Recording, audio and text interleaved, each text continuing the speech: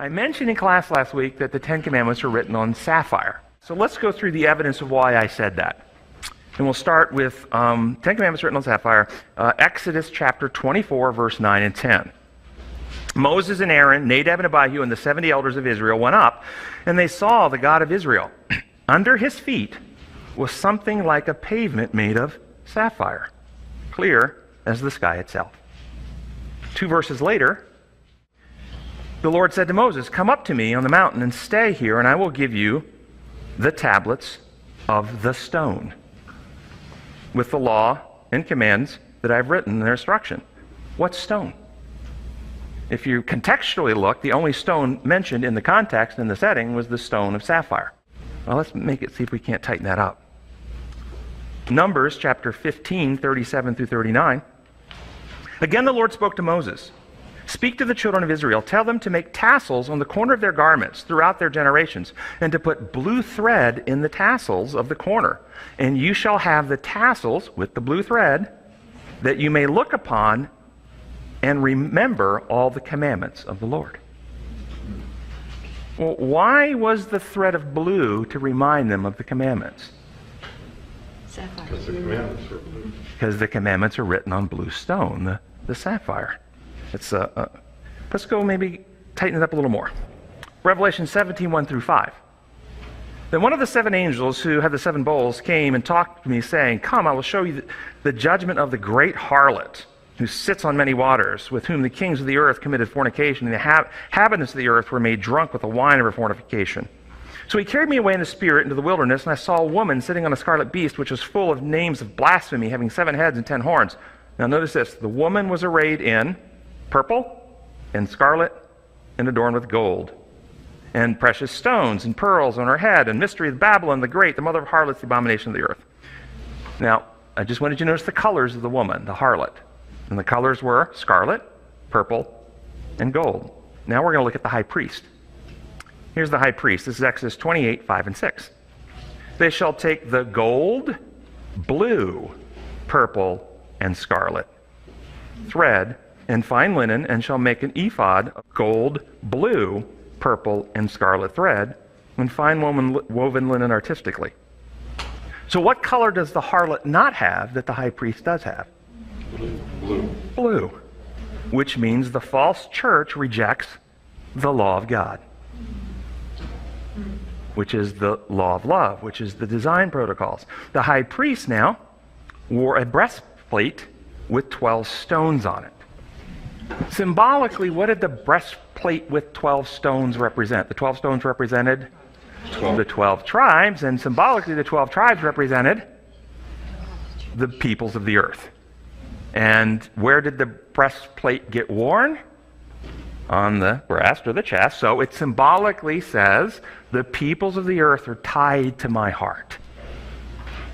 That's what it said. Now, what do you think the breastplate was tied to the high priest's garments with? Well, I'll read it to you. Exodus 28, 28. "They shall bind the breastplate by means of its ring to the rings of the ephod using a blue cord, so that it is above the intricately woven band." What does the blue cord represent? The law of God, or the law of love, his designs for life. And so I read this out of the book called Desire of Ages, page 329.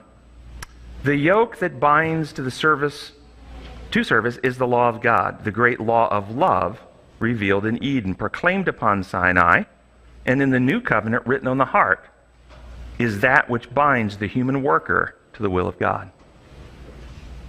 So, false religions of the world, including false Christianity, deny God's design law of love.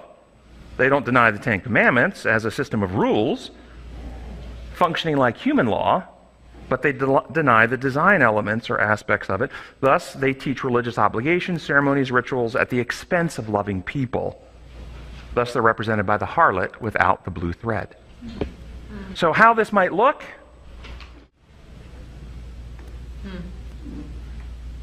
How it might look, an artist's depiction of the Ten Commandments. Lewis Johnson created that. I want to follow up on something. Last week, if those who were here, remember we talked about the Ten Commandments, and I gave the evidences why I think the Ten Commandments were written on sapphire. Does anybody remember that? Okay, so I won't recap all that evidence this week. It's in the notes again this week for those who want to see that. But I think we made a compelling case that it was that the set written by God, given to Moses, was written on sapphire. After the class, a couple new points came up that I wanted to follow up and share with you. First, Karen Covey came up and told me that she'd been in a conversation with somebody who told her that, you remember the woman who had the issue of blood and touched the hem of Christ's garment and was healed?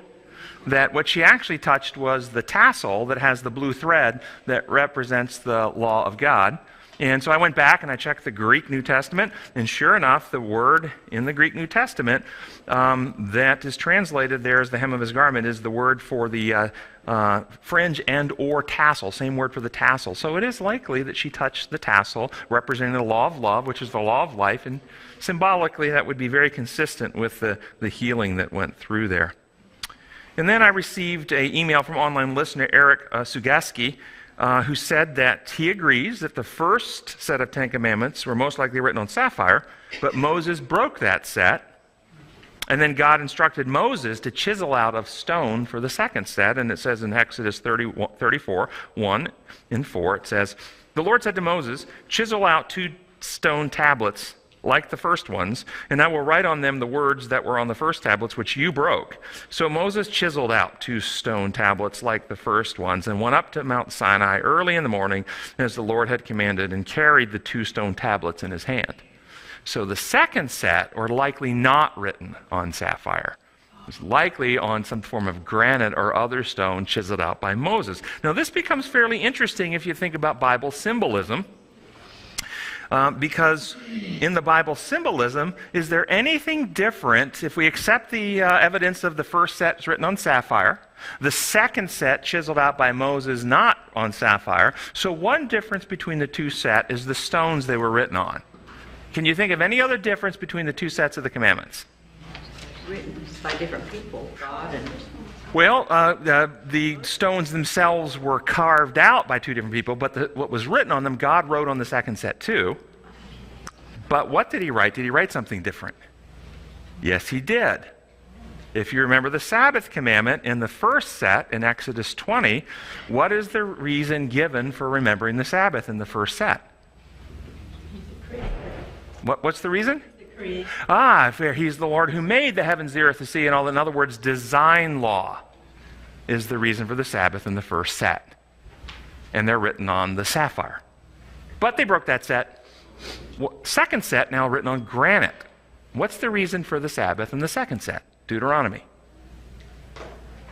I'm the Lord who brought you out of slavery in Egypt. I'm powerful. Do you understand the difference? First set, God is trying to teach them the reason to worship me and my law is because I'm the creator and I build reality, and this is how my law, they couldn't comprehend, they couldn't handle their worship. That set's broken. So he meets them where they are and said, okay, worship me because I'm powerful. And what did they say? What was their response? All the Lord said, we will do. And so the set written on stone, carved out by a man, not carved out by God, was viewed as a system of rules that we have to comply and behave. Imperial law, right there, from the very beginning. Symbolically represented in the 2 sets of stone. I find it very interesting. And today God is, of course, waiting for a people to come back to present his true character, his true law, and call people back to worship him who made the heavens, the earth, the sea, and all that in them is, as it says in Revelation 14.